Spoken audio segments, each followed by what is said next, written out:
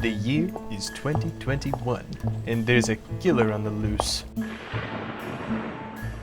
Beloved attractions across the country have been disappearing left and right, with no rhyme or reason why. This string of disappearances has got to come to a stop, and that's where I come in, with some good old-fashioned verbal discourse, baby!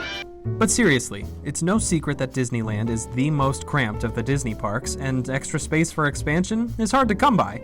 So when Imagineering comes up with a new idea for an attraction, they need to create the space themselves. This either means sacrificing some backstage space and building new show buildings, like what's going on right now with Mickey and Minnie's Runaway Railway, or tearing down existing attractions and either re-theming them or just starting from scratch with entirely new buildings. The former of these options doesn't really affect the guests all that much. However, the re-theming of existing attractions is arguably the most divisive thing Disney can do, other than stop serving noodles for a hot second. So I'm here to give my 2 cents before Disney re-themes all of the opening day attractions at Disneyland, starting with the best attraction in Disneyland, Indiana Jones and the Temple of the Forbidden Eye.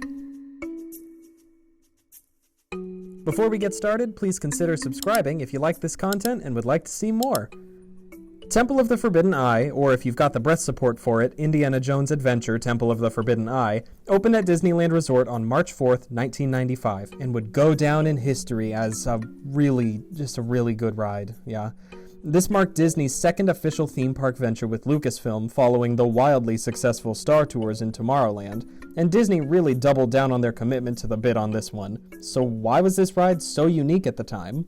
Let's look at what was going on in Disneyland at the time. There's a wild new ride at Disneyland, and it's out of control! Just a year earlier, Roger Rabbit's Cartoon Spin had opened in Toontown to excited crowds and long lines. Did you know Imagineers tested the concept for Roger Rabbit's ride vehicle by literally putting one of the teacups on the Pinocchio track and riding in it?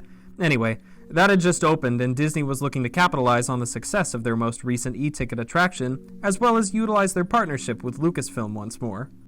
In 1989, Lucasfilm had released the third, and what should have been final, installment in their wildly successful Indiana Jones series, and while Star Wars was still gaining popularity, Disney was looking to use this newer IP to appeal to a wider audience, although I'm sure these days Disney could run on space nerd power alone.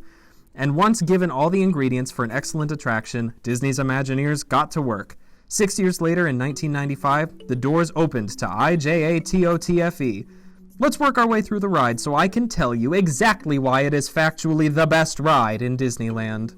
Now, I know Adventureland isn't the most spacious land, but Disney sure did pack a lot of great world building and storytelling just in that one little stretch of path. Before you even get to the queue entrance for IJATOTFE, there are Easter eggs like the Dominguez tree, which originated in the orange grove that stood where Disneyland stands today. Or even the tiny house built into the tree holding up the ride's sign, calling back to The Little Man of Disneyland, published in 1955, telling the story of a leprechaun that lives in the base of a Disneyland tree. You get a delicious dose of Disney history before you've even entered the queue. The queue! The queue! I'm a sucker for a nice nature ambiance, and between the trees, the campsite, the lanterns, and the animal sounds drifting down from Tarzan's treehouse, I always feel immersed right away in this queue. After heading up the ramp to the entrance of the temple, which, by the way, they built a freaking temple facade, and you walk through the entrance of it to enter the queue. Like, that's some intense commitment for 1995. Anyways, we begin to learn the story of the temple via the paintings on the walls of the temple interior.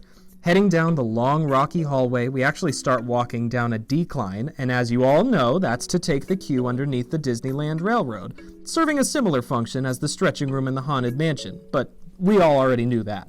I think one of the main things that make Disney attractions, and all attractions for that matter, so enjoyable is when they make us feel like we're lost or somewhere unknown, but also like we don't need to be afraid or worried. The temple does this by using dim, flickering lights to make sure we're only looking where the Imagineers wanted us to look by directing brighter lights at those things. They also used hard plaster walls that create an echo, which makes the space feel bigger as well. Contrary to this, have you ever noticed that in the Bat Guano caves, the material used for the walls is slightly rubbery and actually dampens the sound? And that makes the space feel more cramped. It's pretty cool. After passing through the Bat Caves, we walk past some abandoned interactive features, rest in peace, those being the spike ceiling and the falling stones, until we enter a large rotunda filled to the brim with story. We've got an explorer hanging on a rope as he delves into the burial chamber of the temple. There's a beautiful painting of Mara on the ceiling, equipment everywhere, more flickering lights, and what's that sound? Why, it's Sala, delivering the safety spiel for the ride via an old film reel.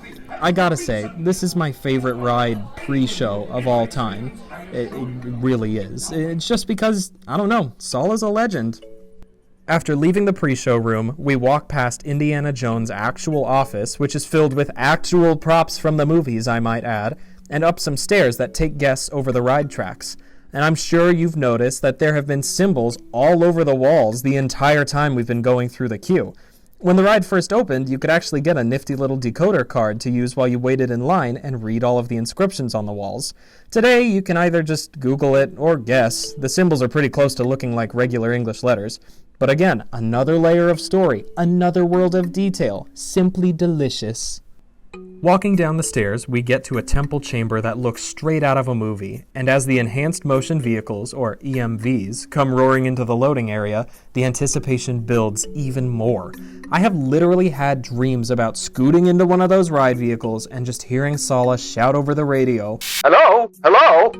Like, I just love the feeling you get when a ride this good leaves the station. I don't know, maybe I'm just weird. Now comes the ride itself, and since I've spent blah minutes just on the queue alone, I'll be broad here. This ride is so much fun. Sure, some of the effects are broken, and yes, some of the effects are outdated, but being thrown around and tumbling over the bridge into the massive chamber with Mara's laser-shooting head, all synced up to that iconic music, well, there's just nothing like it in the world.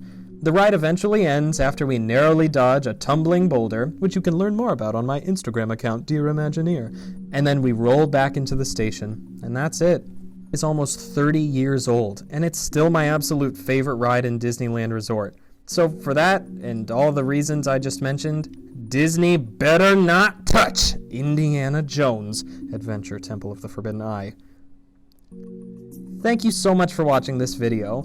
It gives me something to do, something to pass the time, and a little place to pour my passion. If you like this video, please consider subscribing and leaving a like. It helps a lot.